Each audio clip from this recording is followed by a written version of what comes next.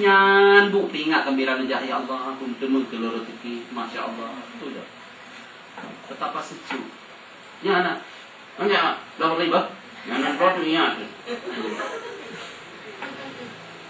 ya bu betul tak gitu ya betul karena lidah tak bertulang tapi lidah dapat mematahkan tulang-tulang manusia ternyata dengan lidah dengan alat ucap yang sederhana bisa melahirkan rupiah. Siapa bilang tidak pintar? Kita lihat saja bagaimana lakon yang dimainkan dia menjadi Habibie itu di Presiden BBN. Hai cakap lagi. Pernah ada itu? Cikgu kan sanksi BJ Habibie atau di yang tepul bu. 3 tampilnya hana kurun dari 5 juta. Lomba pidato di pesantren Munasir Wali.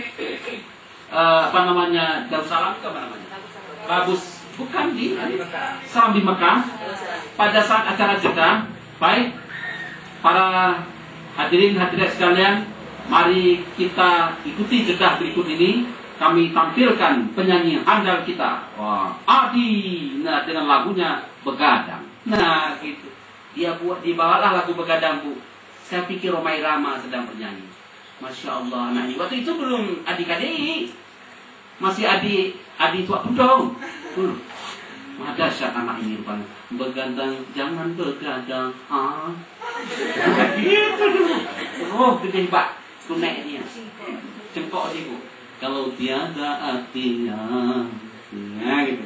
Begadang boleh saja, gitu dia kan. Oh, gede.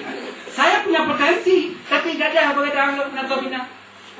Kalau dulu saya begadang-begadang, saya dianggap kelainan. Romai Rama miliaran, perusahaan terbesar. Kadangnya itu. Maka menurut saya, hendaklah jangan setak berlagak buaya. Punya cara menyanyi merdeka. Jadi penyanyi profesional. Insya Allah pengganti Ebit Yade, pengganti Romai Rama. Tentu nyanyi yang berakhlak untuk karima. Nyanyi yang bermoral. Jangan nyanyi yang bernafsu syahwat. Seperti Jedang yang sering kita dengarkan kalau ada sunatan bagi orang Aceh, di pantatmu ada umpan. Di pantat ada umpan. Itu yang bukan begitu, kalau begitu. Tapi lagu-lagu yang bernafaskan Islam. Ya Taibah, ya Taibah, ya Dawal Ayana.